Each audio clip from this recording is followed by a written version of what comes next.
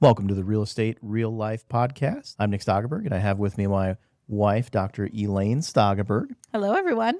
Last week, we had the privilege to speak at the White Coat Investor Conference, and we love getting the chance to speak live to a room full of hundreds of thought leaders and people who are on the journey of financial freedom. One of our talks was about the concept of wealth span. And it's such a powerful concept that we really wanted to share it with all of our podcast listeners and maybe any people from the White Coat Investor Conference who weren't able to make it to our talk or wanted to hear it again. We've got that here for you right now. It's a powerful concept, a life-changing concept, a really simple way to understand how money works, how wealth works, and ultimately how to create financial freedom and understand where you are on that journey. You can talk to a lot of different experts on what financial freedom is and how you get there. It can be a fuzzy, amorphous, abstract thing. We hope that in the short time we'll share with you today, you end this podcast with crystal clarity about what financial freedom is and how close you are to it. I'd invite everyone to enter into this space with a beginner's mind and recognize that what Nick and I are about to present has worked for us and has worked for our family and is a very different way of thinking. As with anything related to the podcast, we don't give financial or legal or tax advice, but this is what has worked for our family, and it's a paradigm that we want to share. And essentially what we found is as we were growing our own wealth, we found many of the traditional rules around locking up dollars in retirement accounts or a 4% drawdown rate or some of the other things that you might hear pretty typically in typical financial circles.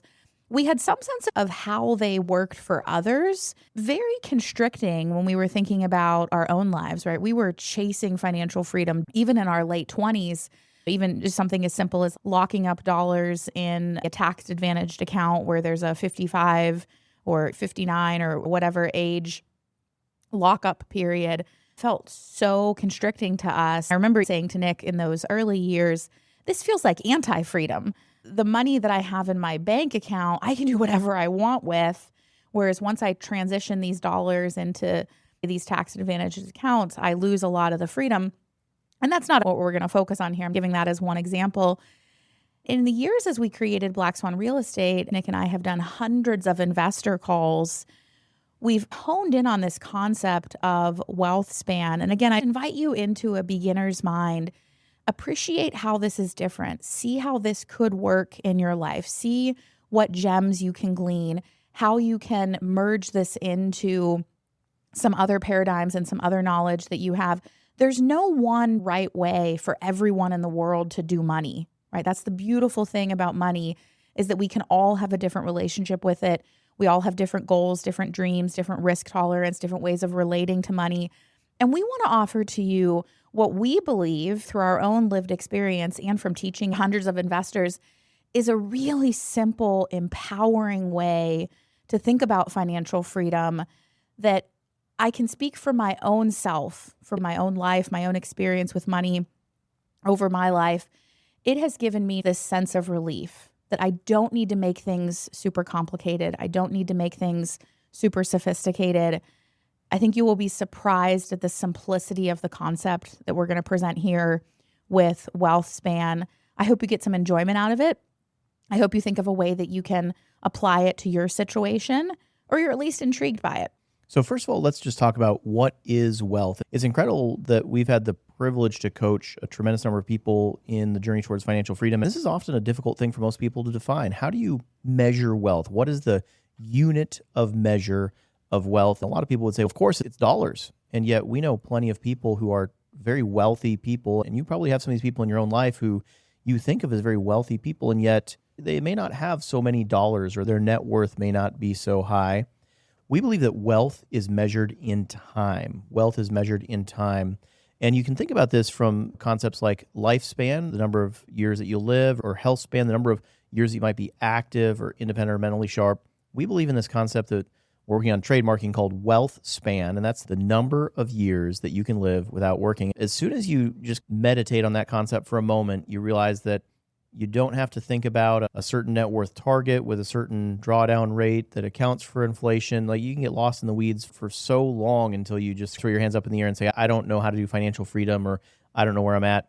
So if wealth span, if wealth is measured in time, what's the formula to do that calculation? It's an extremely simple formula, and you can draw this out on a piece of paper. You can draw this in your head right now. So there's a numerator and a denominator. So there's a dividing line there. And the numerator is your net worth. And then in the denominator, you can just write down in parentheses, if you want, burn rate minus passive income. And these are very simple definitions. Your net worth is your assets minus your liabilities.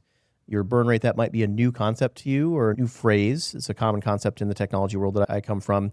And that's your yearly spend to live, the amount of money you have to spend on food, shelter, transportation.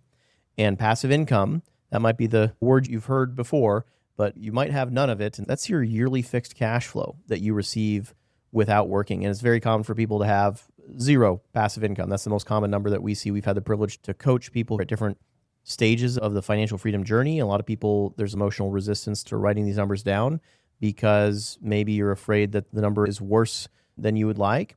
We've had the privilege to coach people who are very far along that financial freedom journey and actually have negative feelings about it because it's more than they would like. They're actually ashamed of how much abundance they've created. We can all agree that it is good to know and it is bad to not know. You can just check all those negative feelings at the door. It is good to know. So again, to revisit that formula, you'd have a net worth in the numerator. You're doing a simple division here. Net worth in the numerator. And then in the denominator, you have burn rate minus passive income. And we'll run through a couple basic examples here. So let's say you have $100,000 in net worth that goes in that numerator. And then in the denominator, you have $100,000 of burn rate. So you've got $100,000 in savings and $100,000 of annual spend on food, transportation, shelter, et cetera, to live your life. And you have no passive income. So you have 100,000 divided by 100,000 minus 0. And that gives you 1 year of wealth span. If you've got $100,000 in savings and it costs you $100,000 to live, you can go a year without working before you run out of money. And that might feel uncomfortable to contemplate, but it is critical to be in touch with that number. Let's think about a more joyful example here. Let's say you have that same individual with a $100,000 per year burn rate, but this person has $1 million of net worth. They have $1 million in the numerator, and then that denominator, they've got 100,000 of burn rate. This individual, they've got $100,000 a year of passive income because they put that $1 million of net worth to work in an investment that generates a 10% annual rate of return in the form of cash flow. And so they've got $100,000 a year in passive income. So that formula would be $1 million in the numerator, divide by 100,000 of burn rate minus $100,000 of passive income. And here's the fun thing. You can even just think about the formula from this perspective. Once you have enough passive income to exceed your burn rate, like the numerator doesn't matter. You can simplify this formula to just, you have $100,000 a year of passive income that exceed your $100,000 a year of burn rate. It's an incredibly simple formula. Hopefully you've been able to do this math in your head and you already have some notion of how close you are to financial freedom, to infinite wealth span. What I love about the wealth span calculation is that it is so simple. I have found through coaching dozens or even hundreds of people on their finances that people get wrapped up in the complexity of it around things like taxation, drawdown rate, what about this, what about inflation, what about these things. And there is some value in being aware of those things and having wisdom around those things. But what I find from a psychological perspective is that it collapses people's energy, and then they don't want to make any forward momentum in terms of even understanding their finances, let alone having behavioral change around their finances, and knowing that money is probably at least 50% psychological, and probably, in reality, more than that for most people. The psychological aspect is incredibly important. So having a way to understand your journey toward financial freedom, which we define as wealth span, in a really simple way that's just 3 numbers, really only 2, as Nick mentioned, that if your passive income exceeds your burn rate, then whatever's in the numerators is actually not relevant. 2 or at most 3 numbers, understanding how you can change those variables. How can you increase your net worth? How can you decrease your burn rate? How can you increase your passive income? Coming to understand your wealth span, ideally moving toward a place in your life where you have infinite wealth span because your passive income has exceeded your burn rate. And then from there, you can add on more complexity. If you want to add on things like future irregular expenses, putting a kid through college, taking care of assisted living, major lifetime vacations that you want to cover, various intricacies of the US tax code. You may want to add those things on as your financial picture becomes more sophisticated. But what we're offering is a way for you to have crystal clarity on the psychology of your money so that you can get unstuck out of analysis paralysis. You can realize that fundamentally at its core, this can be very simple. This can be something that you can hold in your head very easily. And because money is psychology, you can make change as a result of that. So let's take this a step further and let's speak to maybe some other variables that are coming up in your mind of, wait a second, where is my active income? Where's the money that I'm earning now? Where's that? So many things aren't in this formula. Exactly. Remember, there's only 3 numbers in the formula: net worth, burn rate, and passive income. Active income is not in the equation. And that's because the purpose of active income is to invest. You take that active income, you turn it into investment. The investment then generates the passive income. And passive income is one of the 3 variables. And given that there's only 3, they're all incredibly important in this wealth span calculation. And so my nudge to you today is to think about, how can you convert more of your active income into investment so that investment can generate passive income for you? How do you do that? That's where that concept of burn rate comes in. Burn rate is how much are you spending annually to run your life? I encourage people to think of money on an annual basis. There are so many things that we all interact with that don't necessarily get captured into a monthly budget. For example, we're probably not buying the same amount of clothing every month. We might have a big burst as the seasons change. We might have a large summer vacation. We might have a large winter vacation. So maybe our travel spending isn't averaged throughout the year. Maybe things like groceries and car insurance and the mortgage, those are averaged throughout the year. But I really encourage people to think of their spending in their household on an annual basis. Burn rate is how much money are you spending to maintain your life, your household, your lifestyle on an annual basis. And that's how you maximize the value of your active income, by using your active income to support your lifestyle. But more importantly, by decreasing your burn rate as much as possible. That's the most obvious thing to target first, so that you have a larger amount of your active income that you can convert to passive income via investing. Dave Ramsey says you can't out-earn your stupidity. In general, whether it's a household finances or a very complicated Fortune 500 business, it is way easier to trim expenses than it is to generate more income. And so what can you think about of the things that are low margin or low utility? We're not asking you to enter into a life of austerity or scarcity. We want you to have the lifestyle that you want and enjoy what you're creating. For almost everyone, there are things that aren't really providing a ton of value. Maybe some old subscriptions, some old memberships. Maybe you have an extra car that you're paying insurance on and maintenance, but you're really only using it a few times a quarter or a couple of times a year. There's generally something in every household that you can remove from your expenses that doesn't change your quality of life at all. But what is your burn rate today? What do you spend average every month? Multiply that by 12, add in those irregular costs that happen on an annual basis. That's your total burn rate. What is your total overall annual burn rate?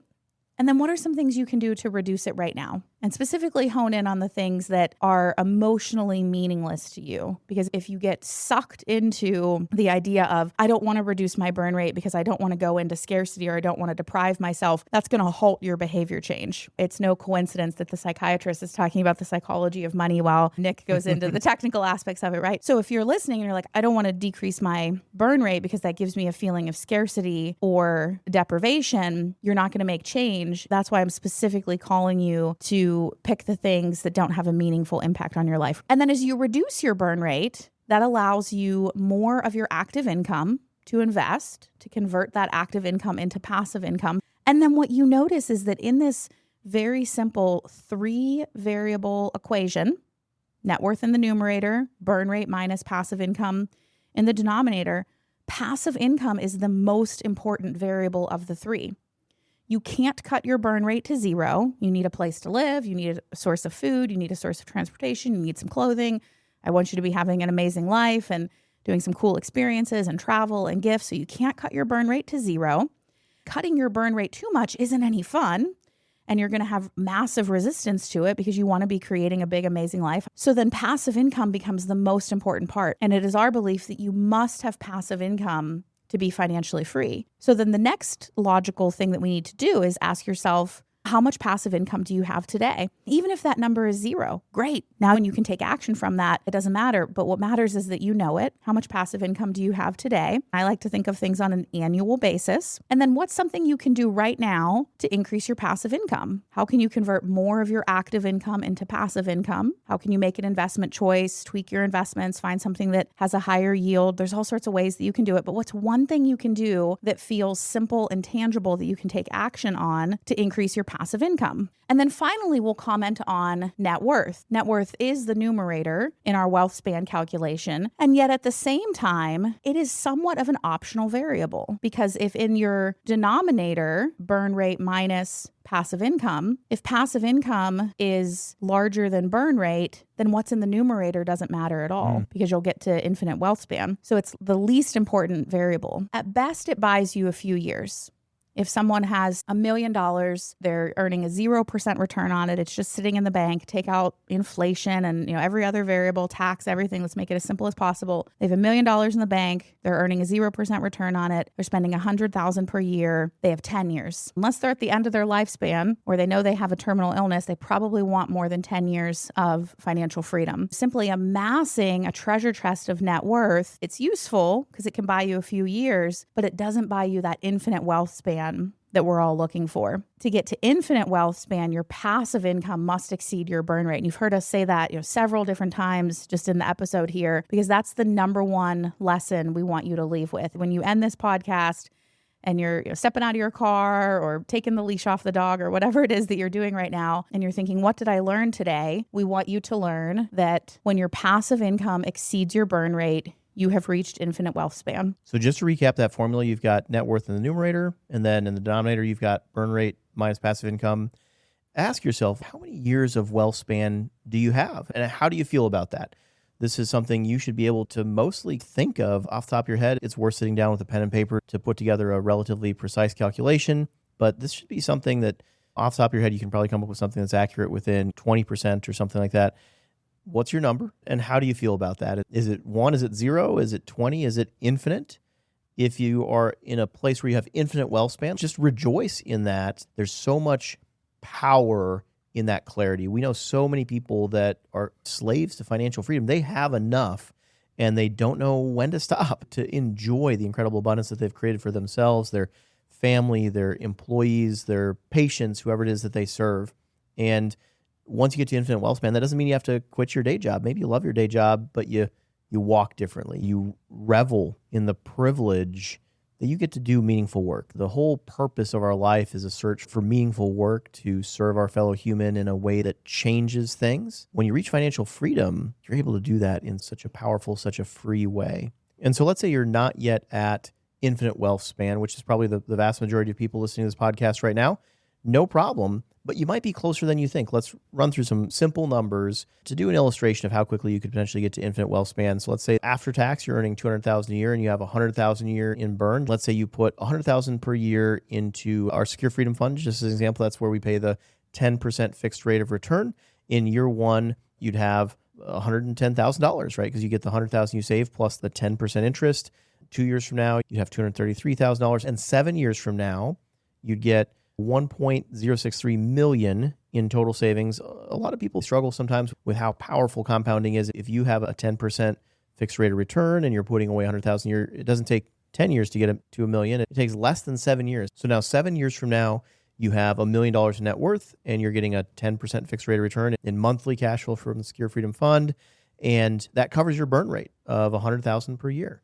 You are financially free. And that's assuming that you have a high income and a high burn rate, and you start with absolutely zero savings. Now, your numbers are going to be very different from these numbers. These are just representative figures.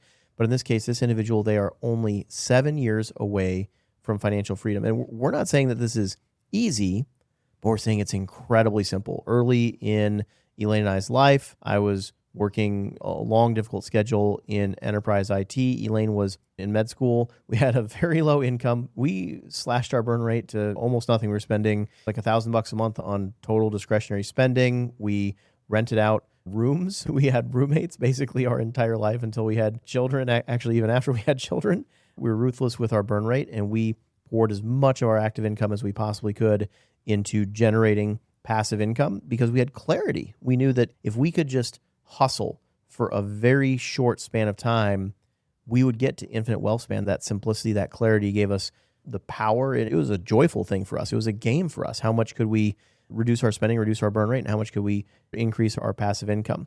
So it should be a simple calculation to figure out what's your trajectory to financial freedom. Just to recap, we're sharing this with you today. We had the privilege to share this topic with hundreds of physicians at the White Coat Investor Conference here this past week. And it's such a powerful concept that we're overjoyed to share it with our podcast group here because people, they often ask us, how do I get to financial freedom? When can I retire? I went and I bought half a dozen long-term rentals or a short-term rental, and now it feels like I've just bought a second job. And all these people, they're trying to get to the same thing. They're trying to get to financial freedom, but at no point did they stop to ask themselves, what is financial freedom? How is it measured? How close am I?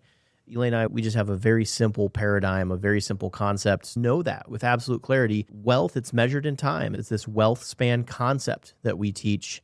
And all you need to do is plot out your burn rate, your passive income, and your net worth. And you're able to figure out how many years can you live without working. That's your wealth span right there. And you should be very honest with yourself about that number, good, bad, or ugly. And we mentioned Secure Freedom Fund a few times in this podcast as well. That's our vehicle that we really built around this concept where we offer a 10% plus fixed rate of return. And it functions much like a bond or CD. It's an incredibly simple investment vehicle, but it pays a significantly higher rate of return with some tax advantages and stuff that literally makes every single aspect of this calculation incredibly clear. Hopefully that gives you some insight into how we built that vehicle and why so many people have been so happy with it. So some of our thoughts on WealthSpan. We hope you enjoyed this episode of the Real Estate Real Life podcast and that it gave you a new paradigm or some ways to think about financial freedom and decide how this fits into your understanding of financial freedom. And my hope for you is that this provides a level of clarity and simplicity for you that is psychologically very empowering. As with all episodes of the Real Estate Real Life podcast, we do not give investing, tax, or legal advice. You can consider our episodes to be educational or informational in nature. All investing has risk, including the potential for partial or total loss of capital. Anytime you're making any investment decision, you should speak with your trusted advisors, including your attorneys, CPAs, anyone who's important in your life as you're making financial decisions. The Black Swan Real Estate Secure Freedom Fund is a Reg D 506C that is available to accredited investors only, and nothing in this message should be construed as a solicitation to sell securities to non-accredited investors. We look forward to seeing you in the next episode.